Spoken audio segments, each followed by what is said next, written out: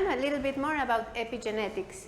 So one of the ultimate proofs that the nucleus is the main director of all the genetic information is nuclear transfer. So this was done in various organisms, but the most famous one was Dolly, the sheep, that was first cloned, because they could took a oocyte donor, empty the nucleus, remove the nucleus from this oocyte, then take from culture fibroblasts, skin cells, the nucleus, inject it, infuse it with the oocyte, and then we can get a full new organism. And this is telling us the nucleus has the whole information that is required to generate a new organism, right? So this is like the ultimate proof, and in our class about stem cells and IPS, induced pluripotent stem cells, we learn more about the barriers that we encounter to produce organisms from old cells. So usually when people think about chromosomes, they think about these stripes, X, Y, and all them organized, but in the nucleus, usually they look like this, like a spaghetti bowl, but they are really organized within the nucleus, and we will talk about the different domains and what we can learn about these domains. So we'll start again with the very basic. We have our nucleosomes that are proteins and DNA and RAP that give us the first structures, the primary structures, the beads in a string, like a pearl necklace. And from there, it starts organizing in more compacted ways until we get these fibers and all the nucleus is compacted to this 3-meter long DNA into 100 nanometers per nucleus. But this is a picture from electron microscope, one of the first. This is how it looks. It really looks like a pearl's necklace. So again, we have our DNA that goes almost 2 rounds around the core histones, the nucleosome, and linker DNA, and then another one. And this distance is only almost in every cell 147 base pairs, but in some cases it may vary a little bit to maybe 200, but not much more than that. So how does it look? In color, you can see the different histone proteins that form the nucleosomes, and in white, you see the DNA. And what is very obvious from this picture is that you can see that the tails of the histones are hanging outside, right? So we use these tails to get information regarding epigenetic regulation. So again, we have our nucleosome around its DNA, linked by the linker histone. Inside we have the different histone and histone variants, and we can tight it a little bit more when we need it, but usually we have these 200 base pairs that also allow us to have some assays that allow us to see this ladder to see if we're cutting the DNA, and we will get to these methods very soon, like ChIP-seq and other methods that I don't know if you heard about them. I hope you did. And then we get to the secondary structure when they start linking these nucleosomes together, and we have the different fibers. So how this interaction works, we have our DNA that has a phosphate that is negatively charged, and we have our basic residues like lysine that are positively charged. So they attract each other and make the chromatin compact. Maybe we can close the window so you can hear me. Or if it's okay, I continue. So when we have these lysine and arginine residues, the DNA and the phosphate and these residues are coming together, and then we can pack the DNA more tightly. But if we put modifications, for example, we add a methylation, acetylation, phosphorylation, and other modifications on these residues, we make them charge negatively, so they repel each other, and in this case, we can open chromatin. Another interaction that makes this very tight is the hydrophobic side chains. So if we have some hydrophobic amino acids, they don't like to be in this water environment of the cell. So they want to be covered by something, and then they attach to the DNA more tightly. It's not a very strong interaction, but together with the also structural coiling, we get a very nice interaction between DNA and these proteins. So if we start with our basic DNA, it is in our cells almost never naked without anything, The first epigenetic modification that we can encounter is DNA methylation. We'll get to it in a second. Then we have our nucleosomes that can be modified, for example, acetylated in this case. And then they start forming these different structures that we'll see in different locations in the cell. Okay? And this restricts the accessibility to the different domains. So we will have what is called the heterochromatin and L-chromatin. So the L-chromatin is more open. Usually in here you see it in gray. Usually it's in the nucleus, in the center of the nucleus, and is where all the transcription occurs. If we want to have active genes, we have them in L-chromatin. So we have accessibility. We want to bring the polymerase and helicase, and we bring enzymes to allow expression of the genes that are there. So we want it to be more open. Then if we want to have a more closed environment, we have the heterochromatin. The heterochromatin usually is in the nuclear envelope, but it also can be spread inside different regions. And we have different kinds of heterochromatin. A constitutive heterochromatin, meaning these regions in every cell type, they are always closed, because these are regions that we don't need them until the cells start dividing. For example, the centromeres and the telomeres. We don't need them open. When they are open, they can create chaos, especially the telomeres, since our cells are not used to seeing open DNA. We want it to be as close as possible. And telomeres are the ends, right? So if they are not tightly packed and coiled between themselves, they will send signals of constant DNA damage. The cell will read these telomeres as something is wrong and will activate the DNA damage response. So again, when the telomeres after each cell division start shortening, the cells get the signal that this is the end. We cannot have more divisions. And then we get the limit of cell divisions that we can have. And at the beginning, it was thought that this is what caused aging. And of course, it's one of the causes of aging, but not all of our cells divide. So this cannot be universal cause of aging, but it is one of the factors that contribute for the cells to age and stop dividing. Like, this has been enough. We cannot continue because then we have open-ended DNA. And then we have the facultative heterochromatin, that this can be activated or inactivated depending if we need it.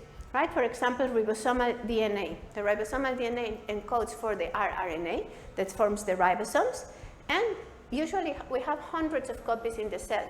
But sometimes we are challenged energetically, or we need to divide faster, or we need other things, so we open some of these copies to allow faster cell division. And for example, cancer cells, they have more production of this to allow fast cell division. So misregulation of this can give an advantage to the cell to divide not in a proper way. We usually try to silence our transposons because they can induce damage. And in females, we have the 2 X chromosomes. One of them is always inactivated. So we use various complexes that we'll talk a little bit about them that can recognize this DNA. And when we put them with the proper coactivators, they just fold the DNA and compact it, like the PRC complex, the polycomb complex. So this is also the example of the bar body, that is an X inactivated chromosome. So every one that has a XX chromosome in humans requires only one. The other one is randomly inactivated. So we have like a chimerism. Some of my cells have one of the chromosomes inactivated, and some have the other one inactivated. And this is compacted to prevent expression of genes from the second X chromosome because it's too much. Males don't have this problem. They have one X chromosome and a Y chromosome that has very few genes.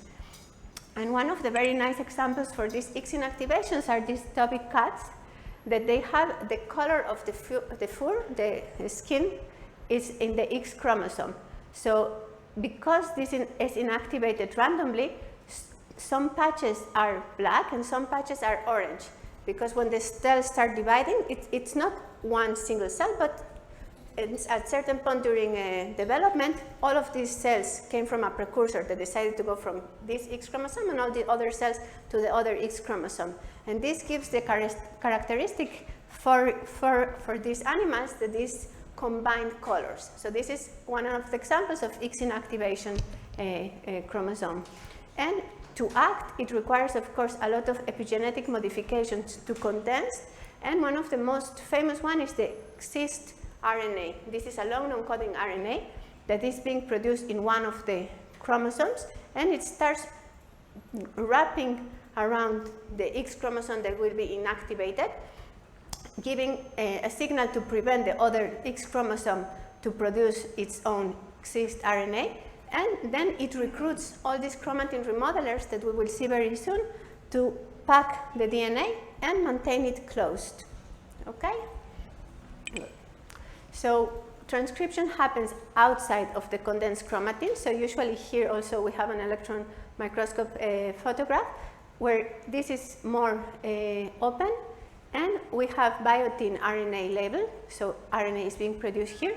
And for example, we have RNA polymerase II in these bigger beads. So this is immunostaining. We take antibodies that are labeled with gold particles, because for electron microscopy we cannot see fluorescent colors or anything, but we can detect the metal, it has contrast. So we can see like polymerase in certain size of beads and RNA in the other one. So we know the transcription is happening only in these regions and not in the closed ones. So this was one of the first examples and methods to prove heterochromatin. So we have this chromosome territory, and we have most of it is inactive. We don't have, only about 1% or to 3% of the genomes are genes that are expressed. And we form this topological associated domain that is where transcription will happen. So these regions will be more condensed and these regions will be more open, allowing to find the genes that we want to activate and transcribe them. Are there any questions? You are so quiet and so well behaved. Okay. You are still shocked. Okay, let me know if you are lost at some point or if there are some questions. So how we open and close chromatin, and here will come all of this epigenetic code that we have been talking about. We have chromatin remodeling complex that will allow us to open and close chromatin, and this will depend on histone modifying enzymes. We can put things on the tails of the histones that we saw this color image, so we can add there some signals to signal open me, read me, or don't read me, leave me alone. We can move the nucleosomes. We can, if they are too tight, we can slide them to the sides, or we can evict them. We can take them out. In some cases, this is necessary, for example, in transcription, in replication, or if we have damaged DNA. We have to take everything apart and then build it up again together. We have DNA methylation and long non-coding RNAs, or RNAs that have functions not as genes, but as chromatin remodelers, as helping organize the genome. Okay, so the epigenetic code, the main, yeah, sure. And the microphone over there.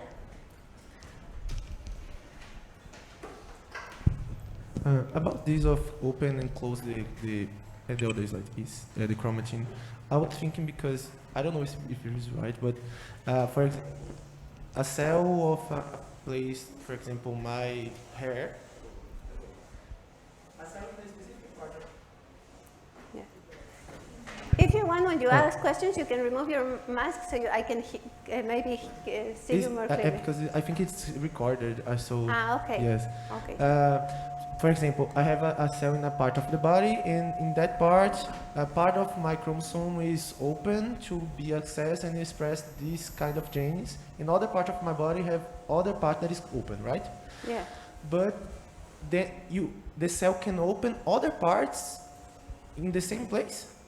So what will happen is, when we are going through differentiation of the cells, we start with a very open chromatin. We will see this also in the stem cell class. And then we start going and closing certain regions. So some regions will never be accessible in your hair cells, like neurotransmitters or enzymes that digest food, because you never need them there. So they will be very closed. There will be other regions that may be accessible if you send the right signal. For example, you send a growth hormone, and you want to produce more hair, so some genes that were silenced can be open. But it depends already in if we tie them together very, very packed, because we should never use them in that tissue. For example, digestive enzymes should never be expressed in the skin. So we pack them together. But if I want to have the capacity to produce more keratin, then I can activate another gene in the hair, right? So we have, this could be closed, but not tightly closed. We can open and close, but some of the regions are always closed, or after differentiation, they cannot be activated. And if they are activated, it may cause disease. For example, many times in cancer, we see that some regions are reactivated. Some embryonic specific genes that we use only in embryonic development, we don't need them anymore as we grow older. We have finished producing this human. But in cancer, they are reactivated to allow fast division and everything. So many times when things are open that shouldn't, it may cause disease. But we will get into this a little bit more in the class of stem cells, so you can see the differentiation pattern in this way. More questions? No? Okay. So the epigenetic code has many different, people refer to the epigenetic code in different ways, but the more accepted definition is a stable heritable phenotype resulting from changes in chromosomes without alterations in DNA sequence, meaning that what is written won't change. We don't change the gene. It's ATG, it will be ATG, but we change how we read it. We read it more, we close it, we interact with some other region. This is the epigenetic code, and this information can be transmitted. For example, if a cell already differentiated to be a skin cell, the next cell will also be a skin cell. We can transfer this information to the next cell without changing the genetic code. Okay. So we have the different levels of modification. Methylation, that is the only one that occurs at the DNA level. Methylation and modifications on the methylation, because it can be oxidized and it can go through some different modifications, but the basis is methylation. Then we have the different histone variants that can be added into these nucleosomes and chromatin remodeling. Then we have these non-coding RNAs that can attach to the DNA and change its structure. And then we have this nuclear organization that we will see very soon, how chromosomes interact with each other and how they interact with the nuclear lamina. And all this may affect gene expression. So we have, again, the epigenetic code can be specific to give a cell its identity. If I am a liver cell, my identity and my epigenetic modifications are from a liver cell, and this does not change, but it can be modified a little bit with aging or disease. And the ones that are condition dependent, for example, our diet, doing exercise, depression, eating glucose, can change the epigenetic code, but not what gives the cell identity, but what allows us to respond to the environment. So part of what strengthens our synapses is the constant use. If we are learning something, we are constantly activating some pathways that will make a permanent change in the usage of certain genes. So maybe if we need more acetylcholine receptors to have in this tissue, we will have more open chromatin after several rounds of activation. So these are the ones that adapt to the environment, and they are flexible. And the ones that give the tissue an identity should not change. If they change, usually is causing disease. Okay, so who our main players are histone modifications. And we have so many different histone modifications that usually occur in lysine, arginine, glutamic acid, serine, threonine, and proline in the tails of the histones, but some of them can be also in the middle of the histones. And we can have acetylation, sumolation, ubiquitination, biotinylation, methylation, citrilation, ribosylation. There is succinylation and many other modifications that have come with time. One of the most interesting ones that I have read about is serotonylation, that it occurs mainly in the brain, and it's taking serotonin and adding it to certain genes. And this allows better activation of some genes that are related to serotonin pathways. So we will have feedback from the specific tissue on the different modifications that we can add to the histones to activate or repress genes in a certain way. Now, we have many residues in each of the histone tails that can be modified.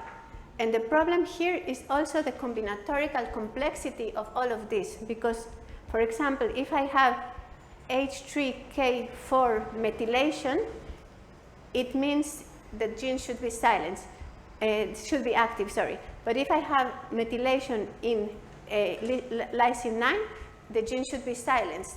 If they are both together, the gene may be primed for activation. So it depends not only on the residue that we have, but also on the neighbors' interaction and on the other histones that are around.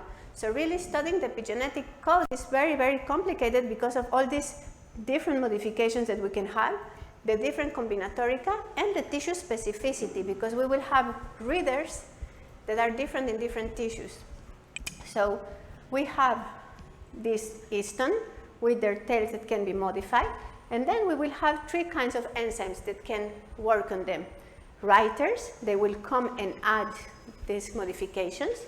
Erasers, they will remove these modifications. And readers, when they see a modification, then bind and start forming a complex that can lead to gene silencing or gene activation or compaction or DNA repair or many other signals, depending on the modification that we are adding here. So usually we need a reader that can read what all these modifications mean, that can activate different pathways. And then it will depend on writers. Usually we have like a change reaction. If we have one modification here, it will spread around until they found some topological block not to continue forever with these modifications. Okay, so there's a question? No? Okay. So if we have, for example, here a closed chromatin with certain post-translational modifications, and we want to open it, we will bring some of the modifiers. For example, in here we have H3K27 methylation. This is a signal for gene silencing. Usually, we are talking in broad terms. In biology, you always know that there is an exception. Okay, so here, this is silencing. So first, I have to remove this modification. We have an empty residue in K27, and now I can bring a reader. I can bring acetyltransferase to modify this, and this is a mark for active enhancers, for example. So we have to have all of these kind of modifications in a serial way to allow opening of or closing of chromatin and get the outcome that we need at the specific site that we are interested. So here is like part of what I was telling you about the histone combinatorial complexity. You can see the different residues and the different kinds of modifications that there can be there. Is my microphone or someone? It's okay. Sorry. So usually what I would like to compare this combinatorial complexity is to a wedding table. When you are planning a wedding and you have to sit people around and you know that this uncle never can be seated to that one because they will fight, and if you put it in another table it will be offended. So this is the same with the histone modifications. There are some that can never go together because it will induce apoptosis, for example, or some that when they are together they give a very strong reaction.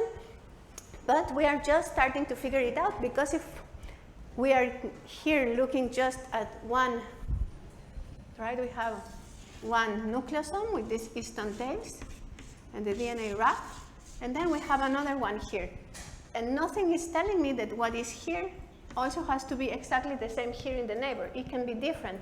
Also, we have in each histone 2 H3, 2 H4, 2 H2A, and H2B.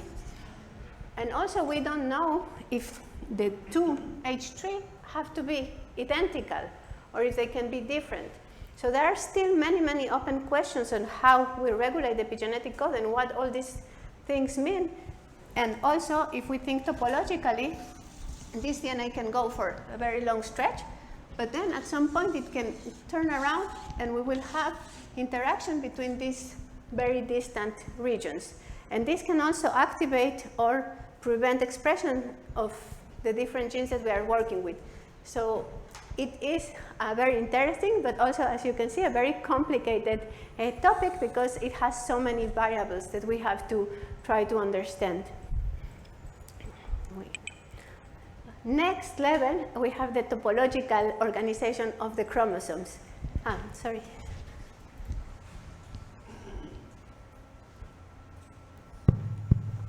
Sorry, it's just because I don't know if I understood well the difference between writers and readers, because like the writer will be the one who will actually do the modification, right? Right. So it could be like a methyl transferase or something like that. But once the methyl groupment's there, it will alter the whole electromagnetic dynamics, and then the chromatin will change itself. So what is the role of the readers? So we have different layers of regulation. One is the very basic biochemical reaction, right? It can change the distance between the DNA and the nucleosome. This is one option. But also, things always get complicated because in evolution, things get new roles. So now this methylation attracts a protein that has a domain that can bind to it. So for example, we have this modification, and we have many enzymes that have this domain that can recognize them. Some require, for example, another modification that is like this, so they will recognize only when I have two modifications, some will be only one. So one is the biochemical interactions between DNA and the histones, but the other one is another layer, the things that can recognize these modifications. And when they recognize these modifications, they can start some pathway that needs to be activated. For example, we detected that there is DNA damage, and we have to repair it. So we'll activate, for example, gamma H2AX, that is phosphorylation on residue 139 phosphorylation. And this will bring a reader that can bind here. And I want to spread this modification, so I want to bring a protein, I don't know, maybe this one, that will bring me another ATM to spread this modification around. Right? So I will have a signal that means something, not only open, closing chromatin, but I need to do something with this DNA. And I have to identify it, recruit someone else that helps me send the signals. For example, I also need to send the signals. If I had DNA damage, I have to send to the cell a signal, stop dividing. If we are dividing with broken DNA, we may inherit mutations or lose genomic material. So the modifications will evolve to have not only open, close, but to recruit proteins that send a certain signal to the cell. What to do in case we find these ones. For example, if we found this one and also another phosphorylation in serine 142, this one will mean DNA damage. Let's try to repair it. This one alone will mean transcription. Let's use these genes. But if they are together, this means apoptosis. Let's kill the cell. They should never happen together. So each one has, in addition to these properties of opening, closing chromatin, the capacity to recruit these readers. So we add a modification. This is a writer. Then I invested energy in writing this modification, right? So I want someone to read it and transmit the message. So I bring the readers.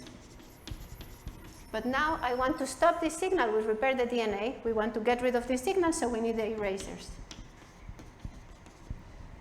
So in this way, we can control stress responses. We can control circadian clock. We can control metabolic balance if we eat and we have to activate certain genes.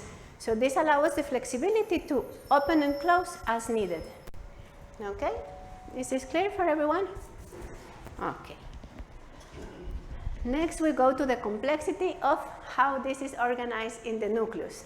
So we have all this spaghetti DNA, but someone noticed that the chromosomes tend to be in certain regions, packed together and form interactions with other regions. For example, in here, these two regions from different chromosomes can be together and be regulated together. So we can have, for example, inactive is in red, active is in green. non-coding or non-functional in here, and then again this kind of situation. But if we want to save energy, for example, we can use the activation of very distant chromosomes, someone in chromosome 3 and someone in chromosome 9. If we put them together and we activate them together because these genes are related to a certain pathway, then we can save energy in their activation, right? Or we can know that they will be co-activated because we bring the regulation together. So this is how it looks like by a method that is called FISH, fluorescent in situ hybridization. You know this method? Okay, so in this way we can identify the different chromosome regions and see that they have their preferred location. And then we have these different regions that have their own topological associated domains, meaning that they are more packed together and can be activated together. And they are also limited, as I said before, sometimes we want to limit a reaction. So we want to limit this topological associated domain so a signal doesn't spread forever in the whole genome, but we can stop it. So we can do that by having these topological associated domains that can form these loops. And for example, this is the enhancer that is far away. Of course, this is just very short in here, but it can be hundreds or thousands of bases far away from the promoter, but they are linked together in a topological way. So for example, here we are using a long non-coding RNA that can bring this protein effector that can bind this modification on the enhancer, and together they can give me this activation, right? So we use all of these different modifications and loopings that we have to get to certain topological conformation to allow gene expression or prevent gene expression. So this is what we were talking about with the hair, skin, and all the differentiation. Usually we have a very open chromatin in stem cells, and then we start closing it to different modifications depending on the cell type. But if we go to certain pathway, there is an energetic barrier preventing me from going to a different kind of packaging, right? So if I already differentiated to this type of cell, it will be almost impossible for me to fold in a different way. And in this way, we start differentiating our cells and opening or closing domains that are relevant for each cell type. So for example, we can have this repressed in blue and active in red, and this is a facultative region, meaning that can be open or closed depending if I need it. And as we develop, we can see that this becomes bigger and this becomes smaller. But the constitutive chromatin, heterochromatin, it remains the same even in development. So this region is always closed, this region is always open, but inside we can have some changes in this topological associated domain, but not within other regions that are already firmly closed and cannot be open anymore. So this is the constitutive heterochromatin, and the other regions that can change, but change less, change within this topological associated domain, but they don't grow anymore or take more regions, for example, like in this diagram. Any questions? Okay, so we can imagine these topological associated domains as regions that can be folded and get tied together by this protein that is named CTCF. CTCF can form this ring and hug together a chromatin region and close it together with coenzyme proteins that allow, the coenzymes, are the ones that look like a ring. CTCF binds specific regions in the genome, and then this region is already closed, but depending on the cell type or depending on the information, we can change the looping of this topological associated domain. So we can have some flexibility already inside, but these ones will be more dominant and remain like that. So how we study that? And I don't know if you have heard about high C, 4C, and all these methods. No? Have you heard about CHIP? No? CHIP, yes? Okay. So let's give just a reminder of how we study chromatin. We use a lot of sequencing because microscope doesn't give us enough resolution. It would be cool to see these things in the microscope, but it's very, very difficult. So for example, if I want to study, if you want me to put this thing, okay. So for example, we have a gene that has, I don't know, many nucleosomes in here, and they have certain modification, let's say H3K9 acetylation. In the condition A, let's say normal, and B will be starvation. And I have the same gene, and I want to see if the epigenetic modification under different conditions are changed. So what I do, I know I want to see if K9 is present or not in this experiment, and if it changes. So I will take an antibody that recognizes H3K9, but I will first cross-link this with a protein. So now I have DNA and protein together. They are tightly bound because I chemically cross-link them. They cannot be separated when I start processing the DNA. Then I chop the DNA in very short fragments. Why do we chop the DNA?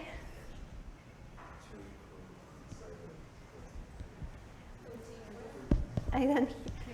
Huh?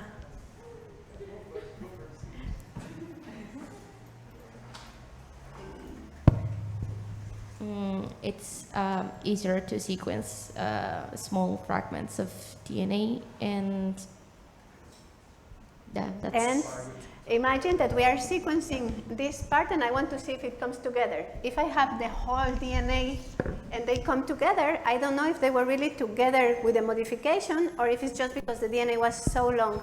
So it's always easier to chop them, and we have only the parts that have the modification and not the whole region. So this we use to map epigenetic modifications, and then we have to do K9 and K27, each one alone. But this is not telling me still how is this organized in the genome. So what we do, wait. Yeah, the technology and me are not camera off, and this one. Okay, it's up there. And someone knows how to activate this? This one? Yeah. Okay. Excellent. Okay, there's still the board.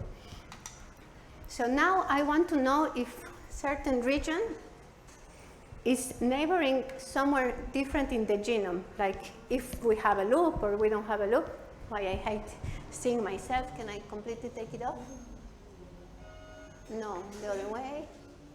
And this one. Okay, good. Okay, so imagine that we have in the genome a region from chromosome red and a region from chromosome blue. And they interact in a topological way, but they are very distant from each other in the genome. So what we do is we cross-link the DNA. Everything that was together, we put it together. Then we use ligase. We bring them together with a ligation, and then we send them to sequencing. So what happens is that these regions that were not linearly together, when I start reading the sequences, they come together. So I can start forming the different maps of this specific region can interact with this region, with this one, with this one, with this one. And then we can have this data from each region where it interacts with other regions in the genome. And then we can generate these kind of maps. So this is the map how it looks like, but this is very big. We will see this one that is a little bit more simpler. So imagine we have this very packed topological associated domain that is DNA that is not in this one or in this one, and then this third one. When I get the readings, I get more color because I have more sequences of this interaction. So for example, these regions that are very tightly together, we can see that are very red.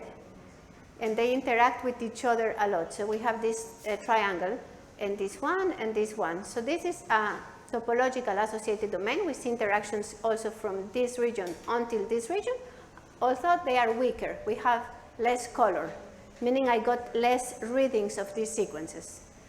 Okay? But then I have no interactions almost between these ones and this one, telling me this part is separated from this one. I can map it now and see that, for example, sometimes I get some noise. So this is a weak border. Sometimes they still can interact. And in here, in these two, I have a very strong border. I have almost no interaction between these regions. So in this way, we can go and map all the chromosomes and their interactions with other regions. Usually, we get most regions within these topological associated domains and the chromosome with itself, but we can also see that we have interaction with faraway chromosomes, and, oh, 1 second, and we can have like these little dots that can tell us that there is a link between these two topological associated domains. And in this way, we can start mapping how our DNA looks in the distance, how it interacts with each other, and what are the changes that occur with development, with differentiation, but also with disease, and when things go wrong. So is this part clear? Okay, so we are going to move now to all the nucleus and the different domains to get in the end, so how they can affect gene expression and they affect health. Okay, so our nucleus is really, really packed with things that are happening in addition to transcription. And we have various regions like the nucleolus and nuclear speckles and Cajal bodies and the nuclear lamina and clastosomes and all of these things. So we will go briefly through each one. We still have a lot of time, so it will be okay. So this is just a list of the different bodies that we have, the proteins that characterize them, and the function that we think that they have. Don't worry, this is just for you to have like a summary, but we will go through each one of them right now. So first of all, these nuclear bodies have different ways to be formed, because again, inside the nucleus we don't have more membranes. Most of the interactions come from protein RNA interactions and nuclear phase separation. So we can form these bodies in a stochastic way. If we have all the components, they just mix together and that's it. Some of them have to be organized. We have to have an initiating protein and then the next one and all the others. And some of them need a seeding. If we have this molecule, all of the other things will happen. And then we can form these nuclear bodies. And why do we have these nuclear bodies? We have them as a reaction site. For example, in the cell, we want to save as much energy as we can. So if we have all the condensing of a chromatin together or all the splicing together, then we can have hubs where things happen and are faster. We can also have hubs for storage of things and modification sites and also stress bodies. So we will go now through the biggest one, the nucleolus. The nucleolus is where our ribosomal DNA is located. It's very active because we need millions of ribosomes in each cell and they are constantly being generated. This is one of the most important functions. It requires a lot of ATP. And we have the fibrillary region and the fibrillary center, the dense fibrillary component, and the granular component. So we will start with the transcription over here, and then we have partial ribosomes that are being built up, but not completely built up because the ribosome is too big to go outside of the nucleus. So they just are partially forming here and go out. So we have the RNA transcription. We have about 5 to 10 millions of ribosomes that must be synthesized each time the cell divides. And we have to control this in a way that the polymerases don't collapse and crash with each other, because then it will generate a lot of damage, and we see some of the diseases that we see. Well, I work with a family that have an orphan disease. This means that this is a very rare condition where they have a mutation that is a de novo. They have a gain of function where they have the protein that is in charge of silencing the ribosomal genes is not working, and then we have excessive transcription in the ribosomal region. This is leading to DNA damage, to an excess of protein formation that can also lead to unfolded protein accumulation. So this girl has a childhood neurodegenerative phenotype where all her body is collapsing because we have an hyperactivation of this ribosome. So she has premature aging, she has neurodegeneration, she has failure to cope with it, she cannot eat too much, she cannot speak, she cannot walk. So all of these things happen because a gain of function that is leading to increased transcription in the nucleolus. Yeah. The microphone is over there. There's two.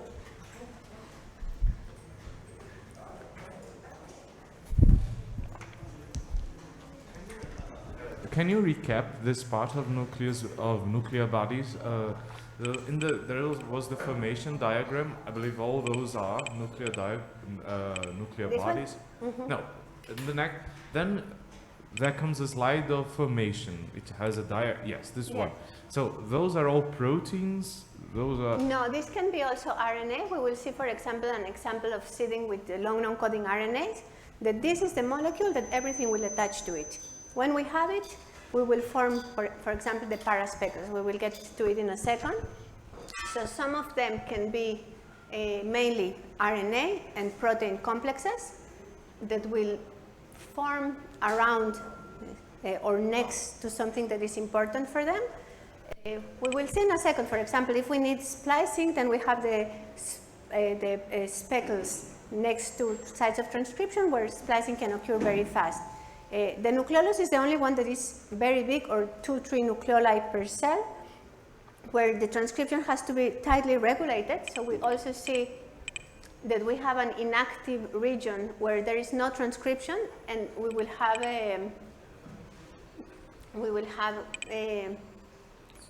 one second. I have one slide that I cannot find. Okay, but surrounding the nucleolus, we have the pericentric DNA that is usually silenced, generating also a barrier to prevent transcription. So in the center, we have very active transcription. Then we have the assembling, and then we have a region that is completely silenced to prevent these crashes between polymerases that generate damage, and DNA damage is one of the signals that can kill the cell because we don't want to move on with damaged material. So to prevent this, what happens in the nucleolus is that we have some very nice structure of coiled DNA.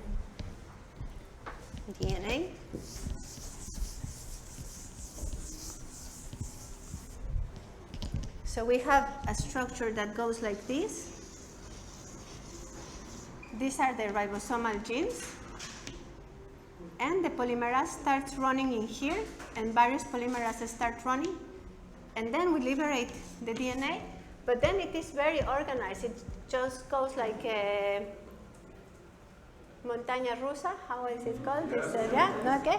So it will go like this, and then it's very organized. But if we, and then we have regions of silenced ribosomes, so we can pause and rest. But if we start opening these regions, we have too much action, and then everything starts collapsing. So this is one of the most important bodies. And what is very interesting, that the size of the nucleolus has a correlation with longevity and how do we age. For example, people that have progeria, or, well, this one is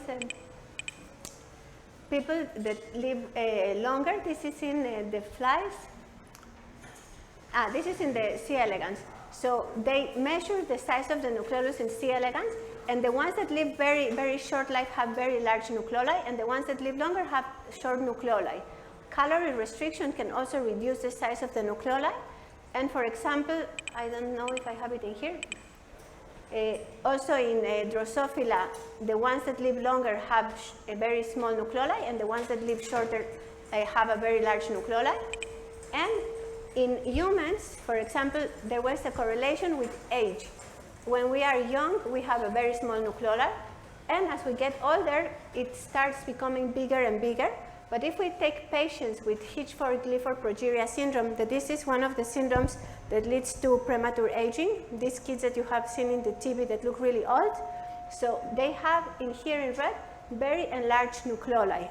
So the nucleolus is regulating many, many things. It works also as a stress body. When we have too much stress, because it has this liquid phase separation, this is the theory, no one has proved it, many proteins that could aggregate or could form toxic things in the cell go inside the nucleolus, so it gets enlarged. And after the stress, they go out again. But if we are living under constant stress, we start changing the size of the nucleolus, and this also leads to opening of chromatin. We have there so many proteins that are interacting with the DNA that we start expressing too much ribosomal RNA, and this is very expensive for the cell. Protein production is one of the things that is one of the most expensive things in the cell. So what is happening is that we get also ATP exhaustion. So if we have very large nucleoli, we have a lot of protein synthesis, and then we are using all of our ATP, and this may also contribute to the aging or premature aging phenotype. And for example, these are results from my lab.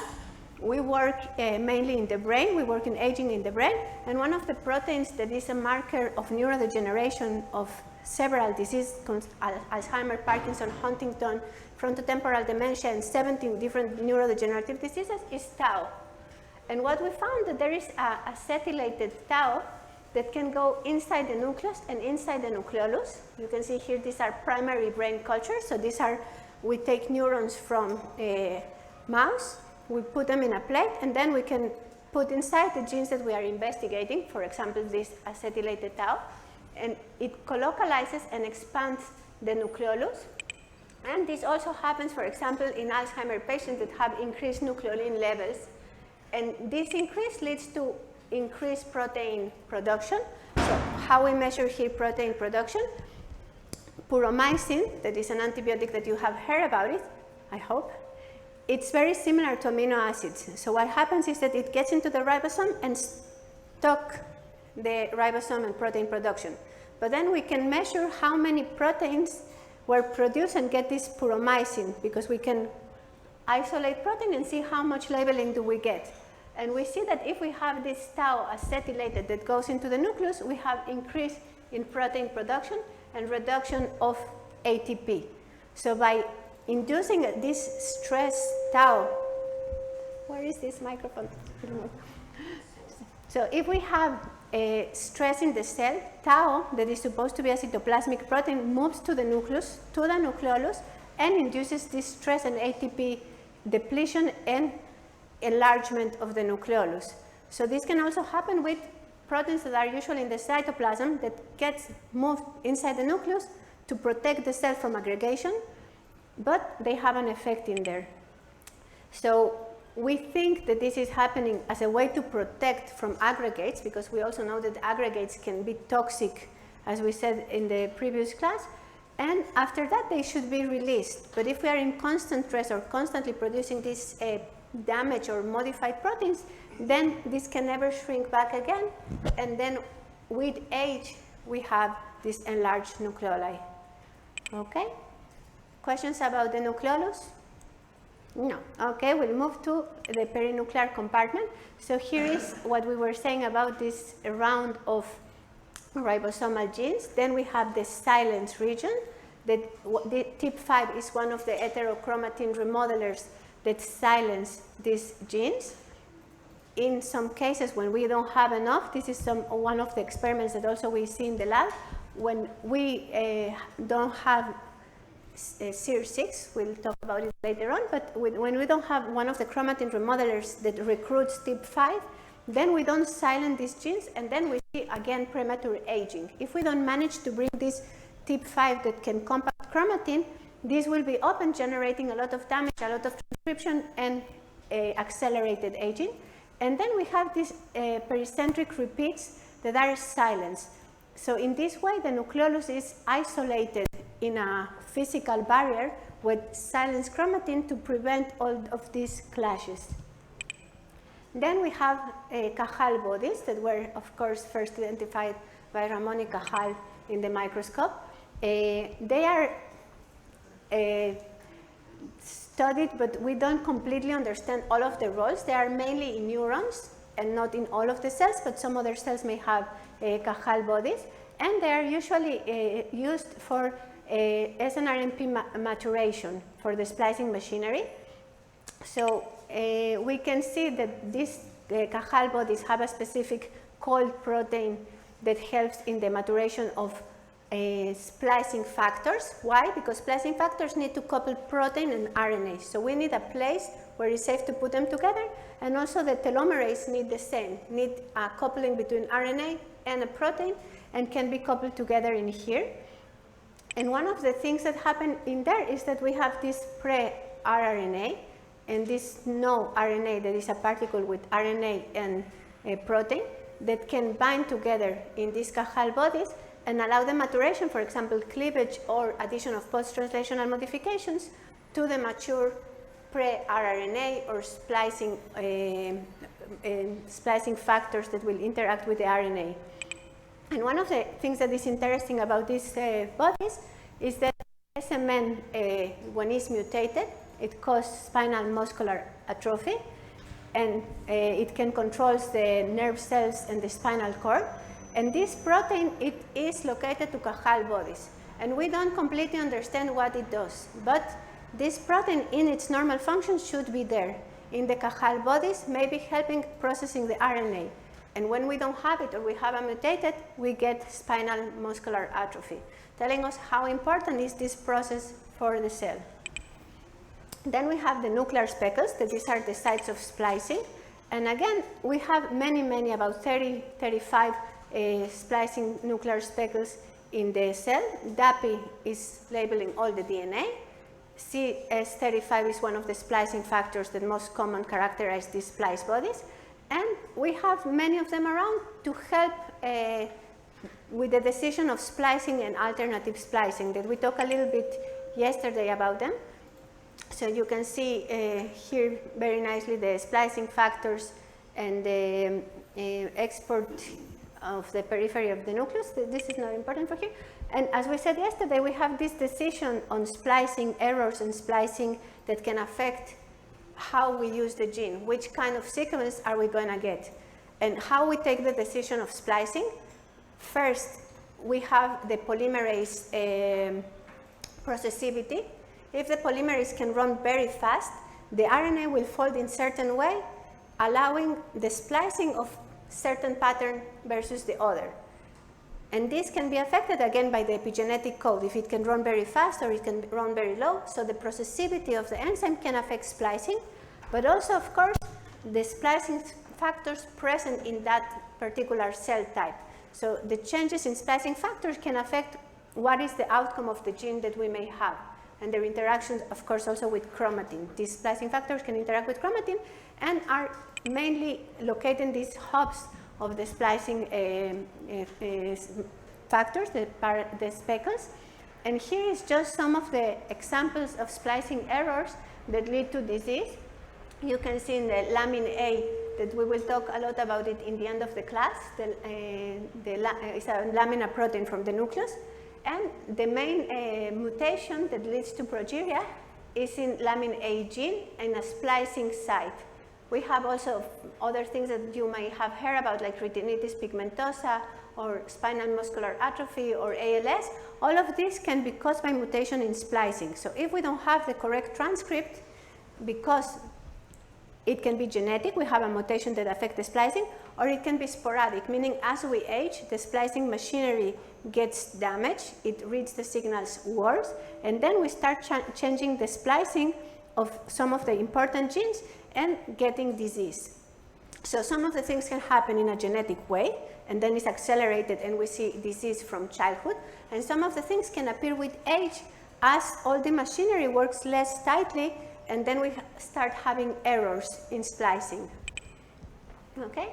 Then we have the paraspeckles, and the paraspeckles are fewer bodies inside the cell, and they are formed particularly by the expression of the long non-coding RNA, NIT1. This long non-coding RNA is about 20 kilobases. It's a very, very long RNA, and it's the seeding of all of the paraspeckle formation. these paraspeckles can have RNA editing inside them, but also can sequester RNA and proteins not to go outside of the nucleus. And one of the, some of the proteins that appear in the paraspeckles are also related to ALS. So in ALS, we have this muscular stiffness and weakness and gradual loss of all the control of our muscles, as we know. And the proteins that are usually mutated in ALS are TDP43 and FOS protein. And if we have some sporadic cases, we can start seeing that these two proteins go and aggregate in these paraspeckles. They bind to NIT1, and we can see them in there. We don't know what are their roles in there. We think they are being sequestered in there, and they cannot do their normal functions, but we don't completely understand what is happening in there. And what happens is that when we have stress, the levels of NIT1 increase. And since this is the only the seeding of the paraspeckles, once we have enough NIT1, many proteins start binding to it and form these paraspeckles. So when the stress, when a nucleus is stressed, when a cell is stressed, we will see many more paraspeckles than in a normal nucleus. For example, we see in aging an increase in NIT1, and for example, also with certain conditions, if we feed our mice in a high-fat diet, we will have increase in NIT1. So also this diet can influence the formation of these paraspeckles and not only aging. Then we have the polycomb body. These are more silencers of chromatin, but again, we want to save energy when we have to keep these regions closed for a long time. So if we want to close this region and this region, we may try to bring them together. So in the end of the day, we have to regulate one region and not two regions. And then we form these polycomb associated domains that are hubs for repression. In there, we silence gene expression. And we can control it in a global way. Let me see, how long do we have? Okay, that's okay. Then we have a very weird body, clastosome, that is a proteasome inside the nucleus. Now, this is a little bit fishy because there is one group in the whole world that has published about the clastosome, and they are the only ones that have reported it, but the results look nice. But we don't know if this is reproducible or not. No one has followed up on this. So these are sites where degradation can occur in the nucleus. We are used to see that we degrade the proteins in the proteasome outside of the nucleus. But these clastosomes occur inside neurons and astrocytes and mainly brain cells, but also cell lines. And they have this 20S, that is catalytic subunit, that can destroy the protein. And we can see that it colocalizes with some proteins that were sent to degradation and with ubiquitin. So we know that where we see this clastosome, we see ubiquitination, that is the signal for protein degradation. And we see proteins that were targeted for degradation. So it makes a lot of sense to have a machinery that degrades proteins inside the nucleus, because many times when we want signaling, we want activation, like for memory formation. We have very early genes, activation of some pathways, and then we want to get rid of them. So it makes sense to try to degrade them in the nucleus. But again, I found only one group with this clastosome, so I am not sure if it's real or not. And we have histone locus bodies that are regions where we have many, many copies of the different histones in our genome, so we have enough and we never have a mutation that can affect completely our nucleosomes. We have nuclear stress bodies that are formed with heat shock stress and other kinds of stress, but we don't completely understand them either. And PML bodies that also we see a lot in neurodegeneration, but all of the function of why are these nuclear bodies existent is still under investigation, because they have many, many roles, and we see that they are very dynamic and change a lot. And the last thing I want to talk with you today is the nuclear envelope, because it's very important to keep the genome safe and also functional, because we have to have these topological associated domains, and we have to have it flexible if we have to migrate, but we have to have it strong enough if we have damage not to cause broken DNA. So it has to be flexible, but it has to be also strong. It has to have binding to the DNA, but also binding from the outside. So it's a very complicated organelle, if we call it like that. Usually we have the nuclear pores that are very big and are interspread in all the nuclear membrane. And we have many proteins attached from the inside and from the outside of the nuclear envelope. And chromatin, usually heterochromatin, the silenced one, is attached to the nuclear lamina. So we send the genes that we want to silence to the periphery, and they bound to the lamina. There are several roles for the nuclear envelope. This is just like a curious thing to show you. For the nuclear assembly and structure, to respond to mechanical force, because we forget about it most of the time, but we are all the time encountering mechanical force in our cells, right? If we get a heat, if we have to squish ourselves, or if cells have to migrate, they have to retain the DNA intact.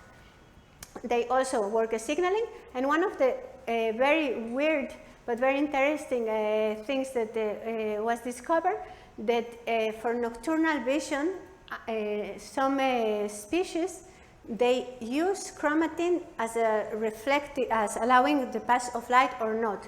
So what happens in this species is that in the eye, the condensed chromatin is in the center, so it's very, very packed, and in the periphery is open. And this helps to the passage of light or prevent the passage of light. So this is one of the only very rare non-chromatin related functions of this organization, but I think it's very cool. And of course, it helps with the gene expression and chromatin regulation. So again, membranes never form from nothing. So when we start cell division, we have the nuclear pore, the ER. It starts breaking apart and going into the ER. Then we have the chromatin that it's attached to the kinetochores for cell division.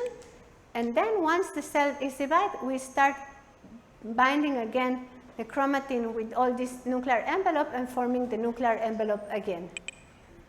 So one of the main proteins that is in the nuclear envelope that is very, very important is lamin A and lamin B proteins that we saw the splicing mutation that can cause disease. So lamin A has these exons, and it has a nuclear localization signal, and in the end it has a signal that can be modified, farnesylated. We will get into it. This is an alternative splice form, and this is expressed in all of the body but the brain. In the brain we have lamin B.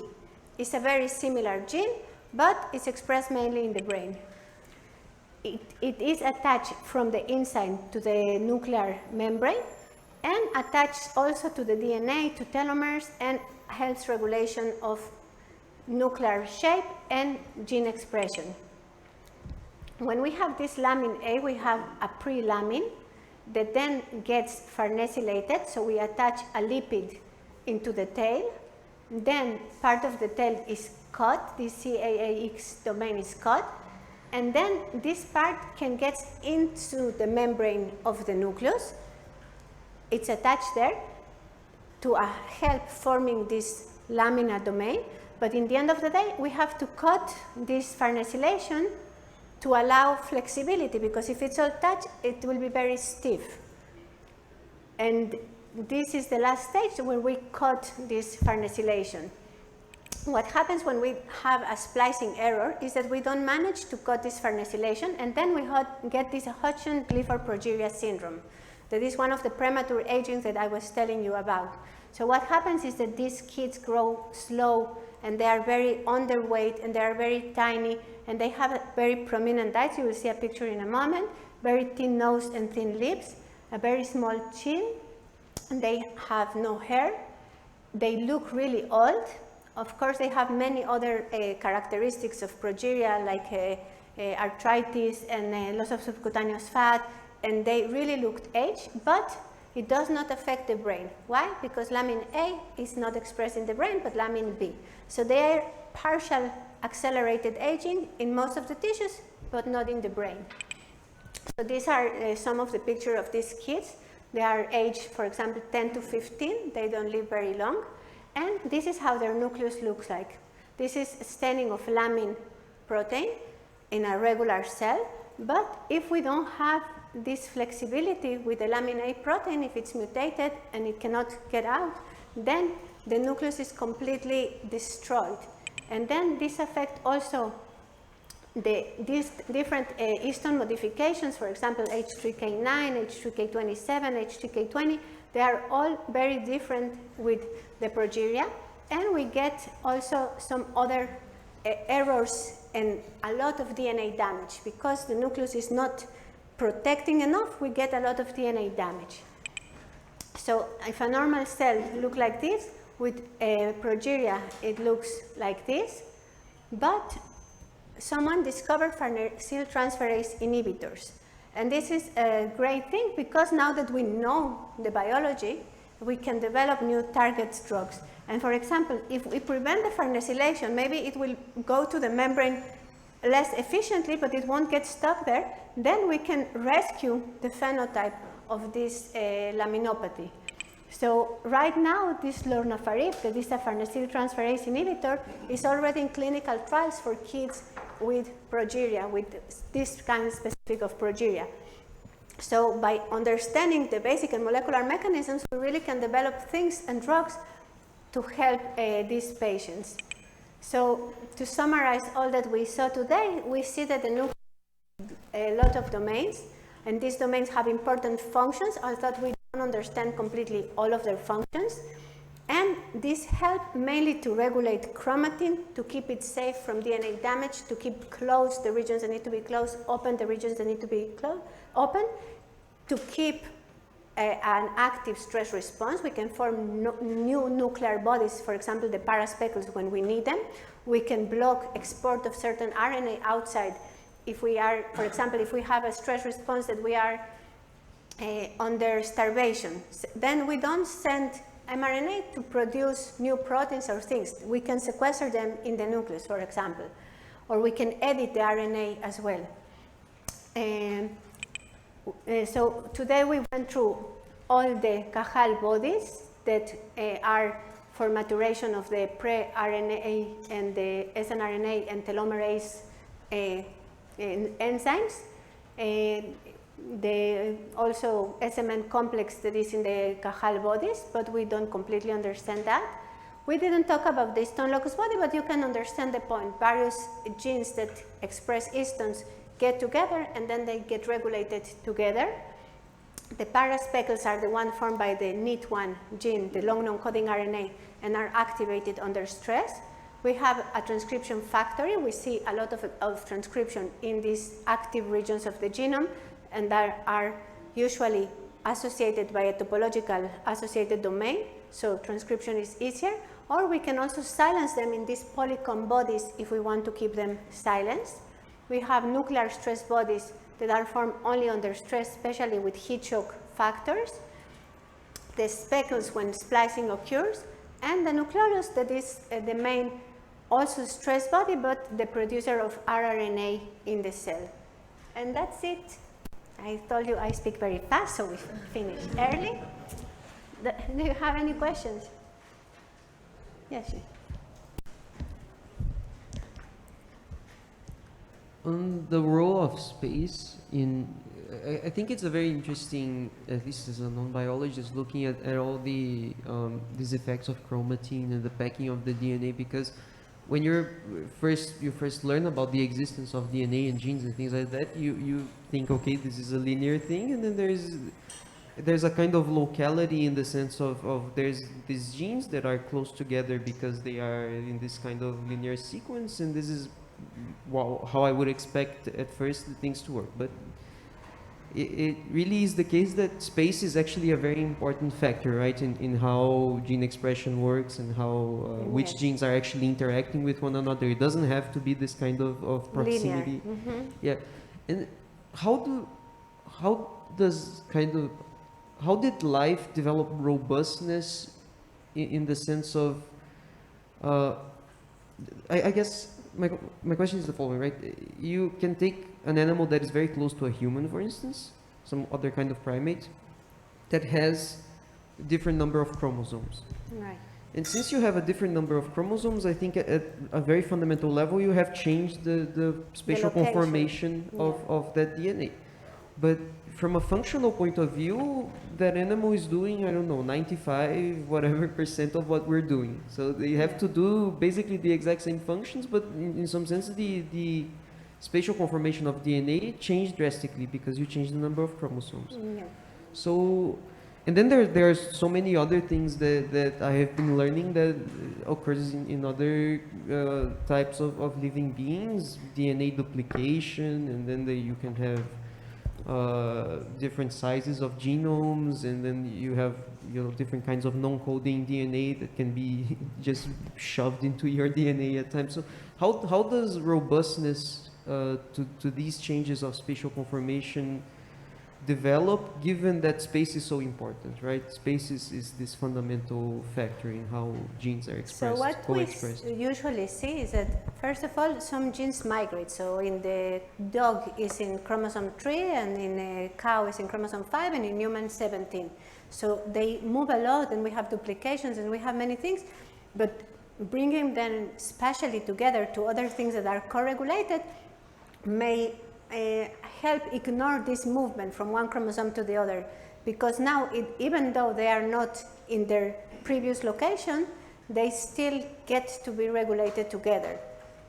So this is one of the things that may help with all these movements that happen all the time. But again, the main regulation will be really tightly close to the gene, the enhancer, the promoter, and the TAD, but we have extra layers of regulation that are this interaction between different TADs with different chromosomes. And these are less studied, but there are some cases, for example, with I think with estrogen receptor, that we have regions in different chromosomes that come together and they need to be regulated together because they form a complex. So this proximity, even though maybe in one species they're one next to the other, or at least in the same chromosome, but in the different species they went apart, this allows them to be regulated again together, even though they are not together anymore. But if we go hierarchically, the main signals will come from within, from the histone modifications that are tightly bound, from the enhancers, from the topological associated domain, and then we can have extra signals from the region they are located. But it has some hierarchy still, and some of the things can move. For example, in some cells you will see them in the lamina, and in other cells you will see them in the center. So this will also depend. You have to remember that in addition to all that, each cell is different because they have different functions. So not only in a species manner, but also in a different cell types, they may be located in a completely different place. So all of these layers of regulation make very difficult to understand, but still allow us to keep functions together. For example, if you try to analyze a new gene that you don't know what it does, you can go and try to see who co-express with these genes. For example, when we find a new gene, we go to the Allen Brain Atlas. It's a very nice website with a lot of information about brain development, neurodegeneration, expression, different regions, whatever. And I put my gene in there, and I get the top 500 genes that have the same pattern of expression, and the bottom 500, so they have the opposite way. And many times, just by seeing who is co-expressed with my gene, I can find that they work together and they have functions together. So this tight regulation, even though they are spatially separated, if they are expressed together, they function together. Like when we start to learn how to move our hands, right? We activate brain regions together. So in the end of the day, the map of my hand will be close together because I usually feel if I touch this, they will be activated together. So similar to how the brain develops the map of all our tissue, similarly it happens with gene expression in a topological way. They can be activated together. They get, of course, not all of them, but they get expression together because they work together. So they start forming these hubs depending on expression. So when differentiation is happening, they can be packed together by having the polymerase activating them at the same time. More, I hope I answered the question, or it was complicated. More questions? Yes.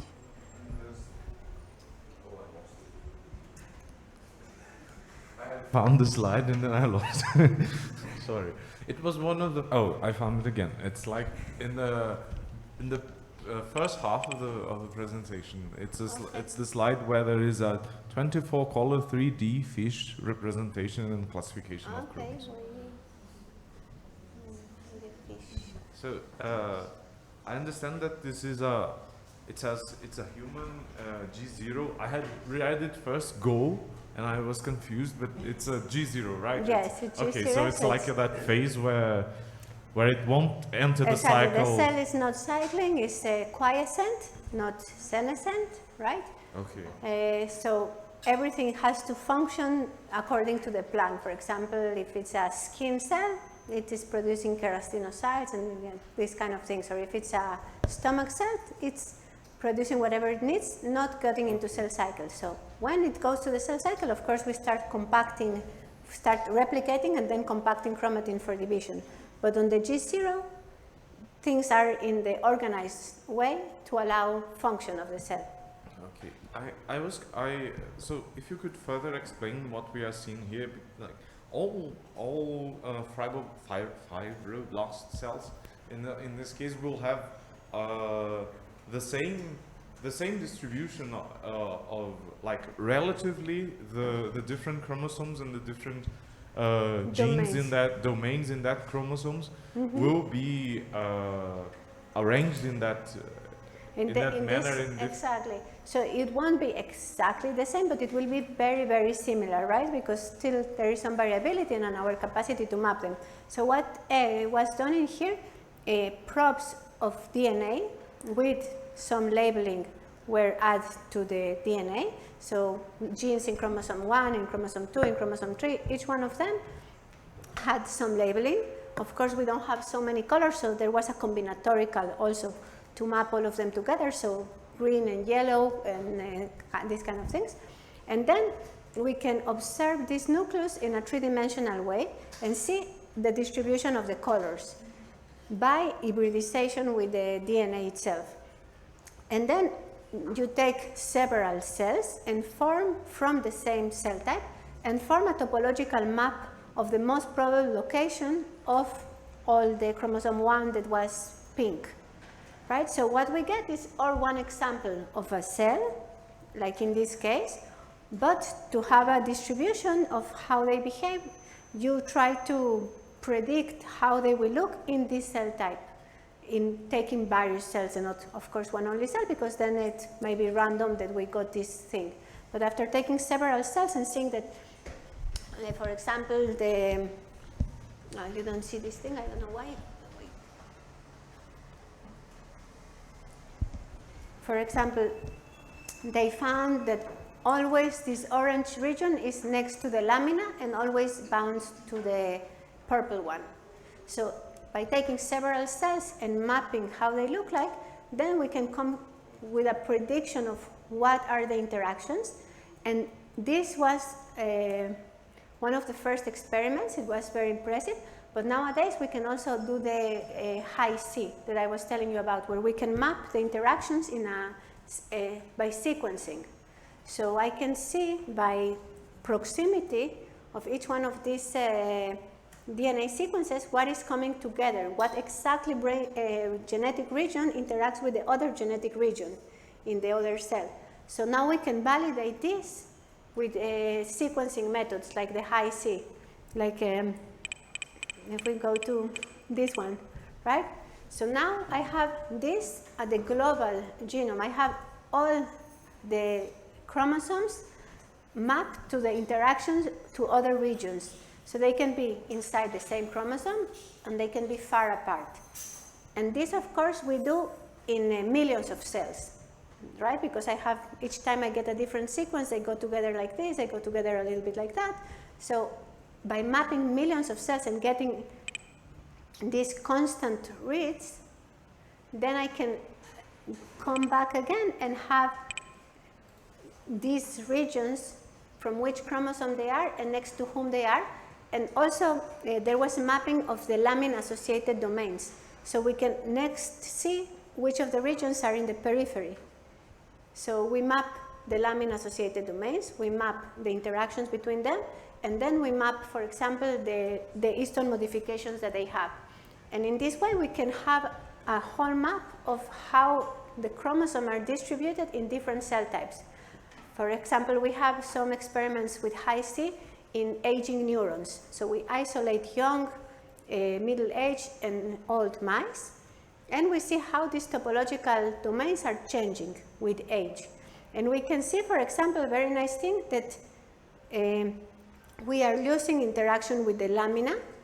We are losing interaction between different chromosomes, but we are gaining interactions with the topological associated domains. Why is this happening? We think this is happening because lamina is becoming weaker, so the nucleus is expanding. That is something that we have seen in aging. The nucleus becomes bigger, and then the chromosomes are more far apart from each other. And we can come to all of this just from sequencing methods. We can see the distancing or the interaction between the different chromosomes. So this method complements the other method like the fish. And in this way, we can have also in microscope a picture of where they are, but really map all the interactions between themselves and other chromosomes and the lamina. Okay. More questions? Yeah.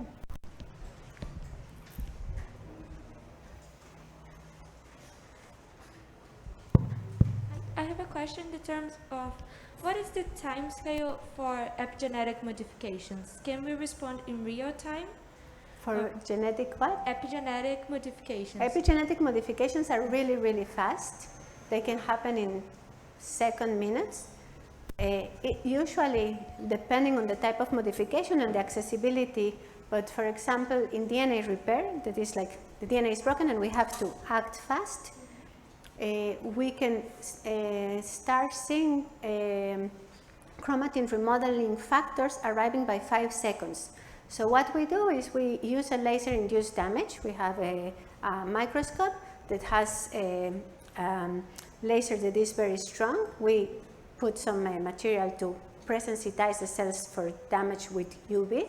And then we break this, and then we follow fluorescent proteins arriving to the sites of damage, chromatin remodelers.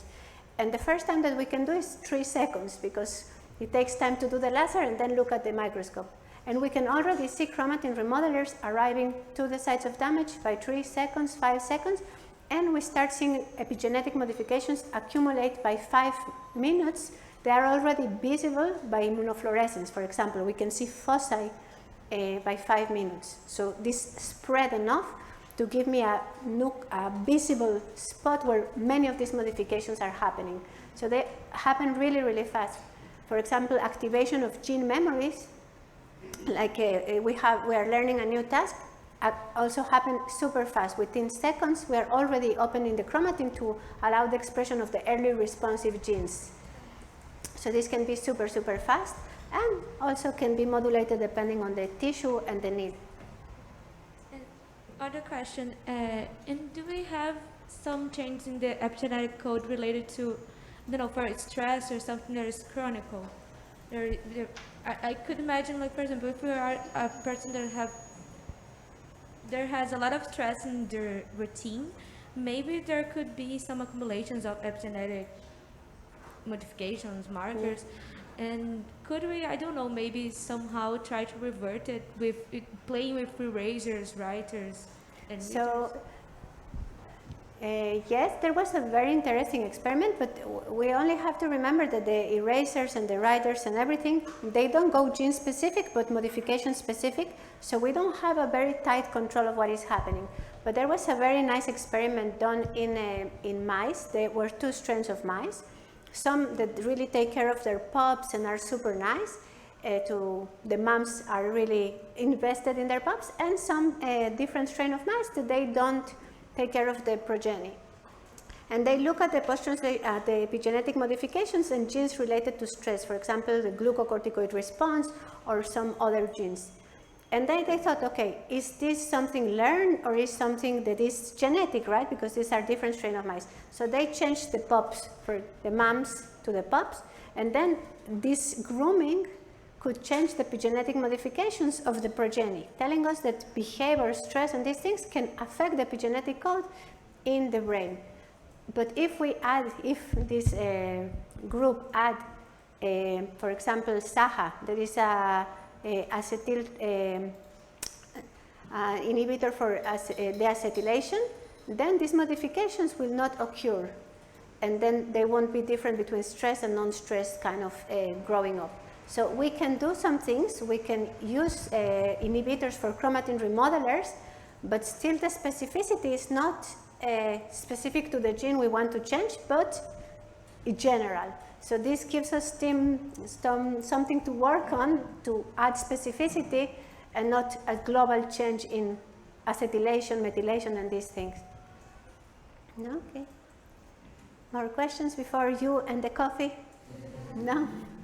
You can also come talk with me in the break, and please enjoy the coffee break.